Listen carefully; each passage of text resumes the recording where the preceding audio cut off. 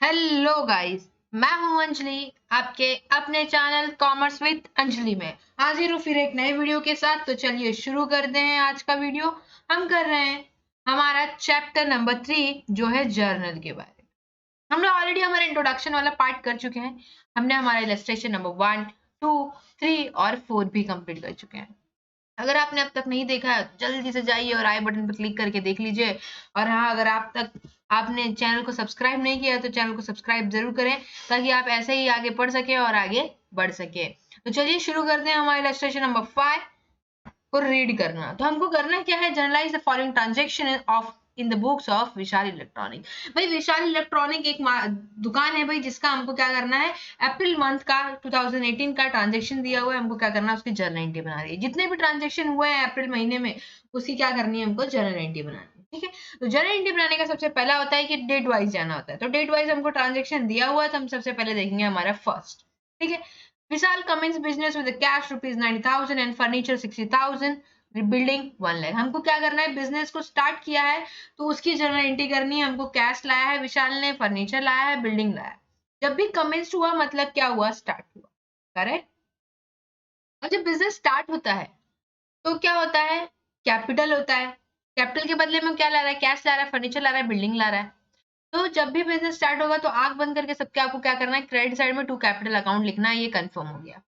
अब debit side में आएगा, कैश आ रहा है तो, फर्नीचर आ रहा है तो, बिल्डिंग आ रहा है तो, ये सब क्या होगा, डेबिट व्हाट कम्स इन के हिसाब से डेबिट हो जाएगा। ठीक है, सबसे पहले हम क्या करेंगे, हमारी जर्नल एंट्री देख लेते हैं कि हमारी जर्नल एंट्री क्या है। ठीक है, हमारे यहाँ जर्नल एंट्री आएगी, cash account debit, furniture account debit, building account debit.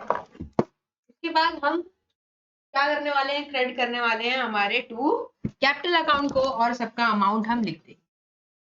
ठीक है, हमने अमाउंट लिखा, टू कैपिटल लिखेंगे और अमाउंट को क्या करेंगे, टोटल कर देंगे। और फर्नीचर और कैश और बिल्डिंग आया उसका हम क्या कर देंगे, नरेशन। ठीक है, बढ़ते हैं नेक्स्ट ट्रांजेक्शन की तरफ। हमारा नेक्स्ट ट्रांजेक्शन क्या है देख लेते हैं।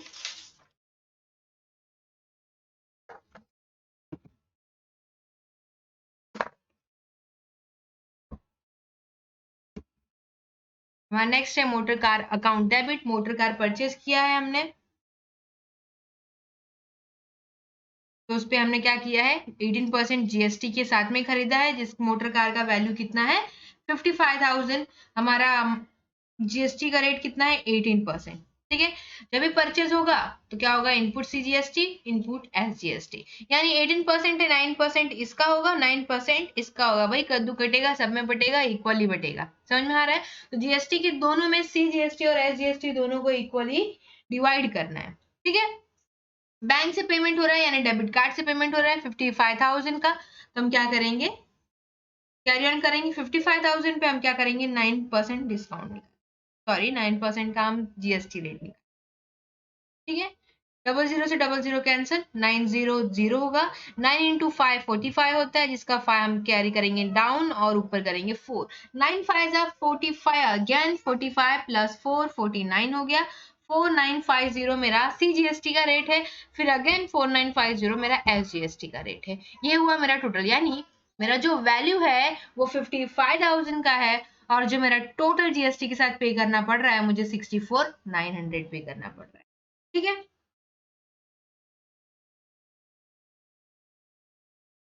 देखते हैं हमारा next transaction, paid insurance of the above car. Above car के लिए हमने क्या किया है, इंश्योरेंस पे किया यूनाइटेड इंडिया इंश्योरेंस कंपनी के हिसाब से। ठीक है, paid insurance of the above car 3,000 to United India Insurance Company. हमने क्या किया, इंश्योरेंस पे किया है तो कैश जा रहा है, कैश जा रहा है तो अकाउंट क्रेडिट होगा। करेक्ट, तो देख लेते हैं हमारा जनरल एंट्री क्या होगा। हमारा general entry, insurance account debit to cash account 3,000 हम पे कर रहे हैं, ये हम सिंपली अपनी जनरल एंट्री पास कर दें। ठीक है, नेक्स्ट ट्रांजेक्शन है हमारा paid into state Bank of India. State Bank of India को पे कर रहे हैं यानी कैश जाएगा और स्टेट बैंक ऑफ इंडिया में कैश आएगा। ठीक है, आएगा सॉरी आएगा तो डेबिट होगा और जाएगा तो क्रेडिट होगा हमारे रियल अकाउंट के हिसाब से। Paid for salary 10,000 and rent 3,000। Again salary पे कर रहे हैं, फिर रेंट भी पे कर रहे हैं, ठीक है। तो टू कैश अकाउंट हो जाएगा, कैश जा रहा है ना सैलरी और रेंट के बदले पे करने के। सैलरी अकाउंट डेबिट एक्सपेंस है हमारा, रेंट अकाउंट डेबिट एक्सपेंस है हमारा, टू कैश अकाउंट, क्योंकि वो क्या हो रहा है, जा रहा है भाई, कैश पे कर रहे हैं, ठीक है। तो हम क्या करेंगे, 10th अप्रैल और 12th अप्रैल के एक साथ में जर्नल एंट्री देख लेते हैं, ठीक है। तो अगेन हम आ गए हमारे जर्नल एंट्री पे, State Bank of India debit account to cash account, क्यों, क्योंकि भाई कैश जा रहा है, और डेबिट अकाउंट इसलिए स्टेट बैंक ऑफ इंडिया में कैश आ रहा है, ठीक है। नेक्स्ट हमारा क्या था, हमने रेंट और सैलरी पे किया था, तो रेंट अकाउंट डेबिट होगा हमारा, सैलरी अकाउंट डेबिट होगा, टोटल करके हम टू कैश अकाउंट जितना पे किया वो लिखते हैं, ठीक है।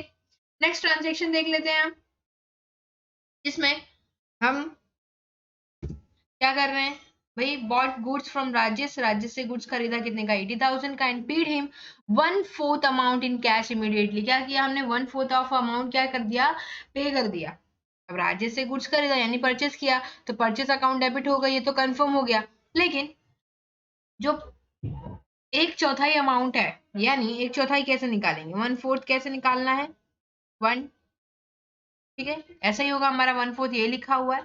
हाँ, और हम इसको ऐसे मान लेते हैं कि अगर कुछ नहीं है तो डिवाइड बाय 1 है, क्योंकि आंसर फिर 80,000 ही आने वाला है, ठीक है।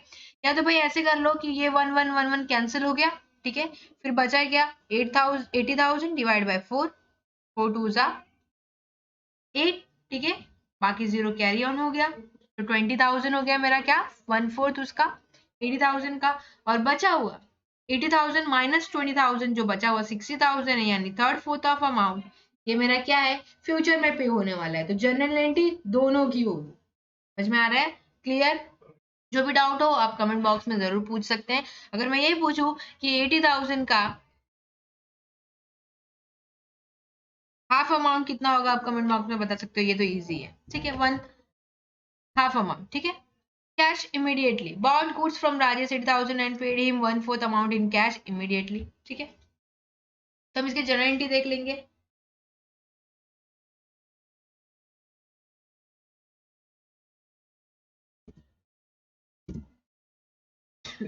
परचेज अकाउंट डेबिट होगा, परचेज किया है। राजेश अकाउंट क्रेडिट, 1/3 अमाउंट किस में आएगा, फ्यूचर पेमेंट में, और 1/4 अमाउंट मेरा क्या हो गया, 20,000, करेक्ट। बिंग अगर हाफ अमाउंट बोला होता तो हाफ में 40,000 यहाँ आता, 40,000 यहाँ आता, ठीक है। Bing goods purchase from Rajesh on credit and 1/4 amount paid, sorry. Next देखते हैं हमारा ट्रांजेक्शन,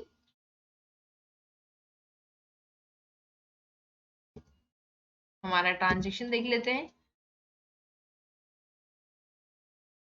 कैश सेल्स किया, मतलब हमने सेल किया, बदले में हमको क्या मिला, कैश मिला, ठीक है, लेकिन 5% जीएसटी रेट के साथ में, ठीक है। और ये 20 है ना, वो नेक्स्ट ट्रांजेक्शन है, ठीक है, यहाँ से। तो कैश सेल्स हुआ हमारा 5% जीएसटी के साथ में, अमाउंट है हमारा 60,000, मतलब सीजीएसटी और एसजीएसटी में हाफ ऑफ डिवाइड होगा। हम इसके जनरल एंट्री देख लेते हैं, हमारा 18 अप्रैल को जो भी ट्रांजेक्शन हुआ है उसकी हम जनरल एंट्री देखेंगे। कैश अकाउंट डेबिट होगा, क्योंकि कैश सेल से, कैश सेल करूं मैं, अगर सेल करती हूँ तो सामने वाला मुझे पार्टी पैसा ही देगा ना, तो कैश आएगा, अकाउंट डेबिट हो गया, ठीक है। टू सेल्स अकाउंट कितने का है, सेल्स मेरा 60,000 का, लेकिन 5% मेरे को क्या करना है, जीएसटी पे करना है, तो 2.5% सीजीएसटी, 2.5% एसजीएसटी, दोनों के बीच में ऐसे डिवाइडेड होगा। अब जो मेरा अमाउंट 60,000 का सेल है, उसपे मेरे को या तो मैं 2.5% निकालू, या तो फिर अगर 5% छोटा अमाउंट है तो मैं इसको ही डायरेक्ट निकाल देती हूँ, बाद में हाफ कर दूंगी, ठीक है। तो 5 डिवाइड बाय 100, 0, 5 6 30, और ये डबल 0 कैरी ऑन, यानी 3,000 मेरा टोटल जीएसटी है 5% का, जिसको मुझे हाफ करना है। हाफ अमाउंट आएगा मेरा 1,500, 1,500 दो पार्ट में डिवाइड कर, ठीक है। टोटल पेमेंट कितना कर रही हूँ मैं, 63,000 का मुझे कैश रिसीव हो रहा है, ठीक है। नेक्स्ट बढ़ते हैं हमारे नेक्स्ट ट्रांजेक्शन की तरफ। पेड, सॉरी, ये 20 वाला भी हमारा ये ट्रांजेक्शन बच रहा है। 20 received rent 1,000 and commission 4,000, rent receive कर रहे हैं, ठीक है, कमीशन भी रिसीव कर रहे हैं, मतलब क्या, हमको बदले में पैसा मिलने वाला है, रेंट का भी पैसा हमको मिल रहा है, कमीशन का भी पैसा हमको मिल रहा है पैसा, तो कैश अकाउंट डेबिट हो जाएगा, और रेंट अकाउंट और कमीशन अकाउंट क्या हो जाएगा, क्रेडिट हो जाएगा। Same as it is paid for telephone charges, यहाँ मैं क्या कर रही हूँ, पे कर रही हूँ 1,500, मतलब विशाल पे कर रहा है, तो पेमेंट हो रही है तो 1500 का पेमेंट तो टू कैश अकाउंट आ जाएगा। ठीक है, 20 और 25 अप्रैल का जो जर्नल एंट्री है वो हम एक साथ देख लेते हैं। Cash account debit to rent and commission account, मैंने एज इट इज बोला, कैश हम क्या कर रहे हैं, रिसीव कर रहे हैं भाई, तो रिसीव कर रहे हैं तो भाई डेबिट होना चाहिए। ठीक है, 5000, 1000, 4000। ठीक है, नेक्स्ट था हमारा टेलीफोन चार्जेस पे कर रहे हैं हम लोग, तो टेलीफोन चार्जेस अकाउंट डेबिट, क्यों, क्योंकि ये एक्सपेंस है, और ये रेंट अकाउंट कमीशन अकाउंट मेरा क्या हो गया, गेन हो गया। करेक्ट ना, इनकम हो गया ना भाई, रेंट से पैसा मिल रहा है, कमीशन से पैसा मिल रहा है। टू कैश अकाउंट पे कर रहे हैं तो हमारा कैश अकाउंट आ जाएगा, जो भी अमाउंट रहेगा हम लिख देंगे। करेक्ट। नेक्स्ट ट्रांजेक्शन हम देख लेते हैं। हमारा 25 भी हो गया। 27 है हमारा invoice goods to Katina for cash 75,000 at 5% GST. Invoice किया मतलब क्या किया? अरे ये तो कैसा क्वेश्चन है, इनवॉइस, इनवॉइस क्या होता है? अरे भाई इनवॉइस का मतलब होता है सेल। ठीक है, घाबरू नका, ये हमारा क्या है, सेल है। तो invoice goods to Katrina for cash मतलब कैश में हुआ है, यानी मैं सेल मतलब गुड्स सेल किया कटरीना को, तो बदले में मुझे पैसा मिलने वाला है, यानी कैश अकाउंट डेबिट होगा मेरा। ठीक है, 75,000 प्लस 5% जीएसटी के साथ। ठीक है, अब 75,000 पे सीजीएसटी 2.5% होगा, एसजीएसटी 2.5% होगा। करेक्ट ना, मैं हवा में क्या बात कर रही हूँ, मतलब सीजीएसटी एसजीएसटी दो पार्ट में डिवाइड होता है ना। ठीक है, तो हम क्या करते हैं, डायरेक्टली परसेंटेज निकाल लेते हैं। 75,000 5% टोटल निकाल लेते हैं। ठीक है, डबल जीरो से डबल जीरो कैंसिल, फिर मेरा 50, 5 5 बचा कितना 2, 5 7 35, बचा कितना 3750। अब इसको हम हाफ में डिवाइड करेंगे।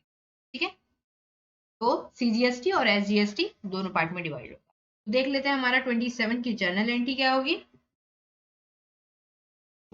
तो हमारा कैश अकाउंट डेबिट होगा, सेल्स अकाउंट डेबिट होगा। सेल्स का अमाउंट हमको दिया हुआ था कितना, 75,000। उस पे हमको क्या करना है, आउटपुट सीजीएसटी, आउटपुट एसजीएसटी। देखो ध्यान रखने की बात यह है कि सेल्स पे आउटपुट लिखते हैं और परचेज पे इनपुट लिखते हैं, और दोनों सेल और परचेज के साथ में रहेगा। अगर परचेज हुआ तो इनपुट जीएसटी डेबिट होगा, इनपुट एसजीएसटी डेबिट होगा। समझ में आ रहा है, सेल हुआ तो उसके साथ में क्रेडिट होगा आउटपुट लिख के।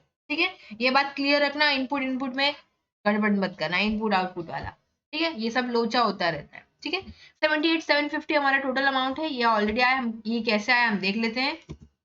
हमारा जो 75,000 है वो अमाउंट है, फिर 18750 तुम्हारा कुछ अमाउंट ऐसा आया था, हमारा अमाउंट आया था 3750, जिसको हमको क्या करना है, हाफ हाफ में डिवाइड करना है। करेक्ट, तो हमारा अमाउंट आ गया है, ये हमारा 187। नेक्स्ट ट्रांजेक्शन देख लेते हैं हम।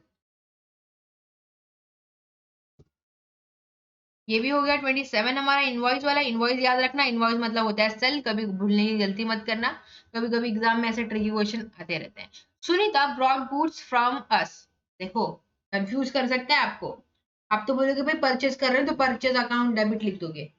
ठीक है, स्टेटमेंट सही से पढ़ो। Sunita bought goods from us मतलब सुनीता हमसे खरीद रही है, विशाल इलेक्ट्रॉनिक से बुक खरीद रही है, सॉरी इलेक्ट्रॉनिक से खरीद रही है गुड्स।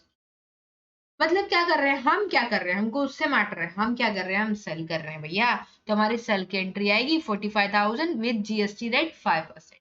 ठीक है, तो इसकी भी जर्नल एंट्री देख लेते हैं। Again paid for printing 17,000 by debit card from SBI, फिर प्रिंटिंग के लिए पे किया डेबिट कार्ड से, तो टू बैंक अकाउंट आएगा, ऊपर हमारा जो एक्सपेंस है वो डेबिट हो जाए। तो दोनों की जर्नल एंट्री एक साथ देख लिया। तो हम जर्नल एंट्री करेंगे हमारी। सबसे पहला हमारा जर्नल एंट्री क्या था, हमने मतलब सुनीता ने हमसे खरीदा है तो हमने क्या किया, सेल किया है, तो सुनीता अकाउंट डेबिट, क्यों, क्योंकि क्या हो रहा है भाई, पेमेंट बाद में देने वाली, हमको कैश से लिया क्रेडिट पे लिया कुछ नहीं बताया, तो हम क्या मान लेंगे, क्रेडिट पे मान लेंगे, टू सेल्स अकाउंट। ठीक है, 45,000 का मेरा सेल्स है, 45,000 पे 2.5% मेरा सीजीएसटी में जाएगा, 2.5% मेरा एसजीएसटी में जाएगा।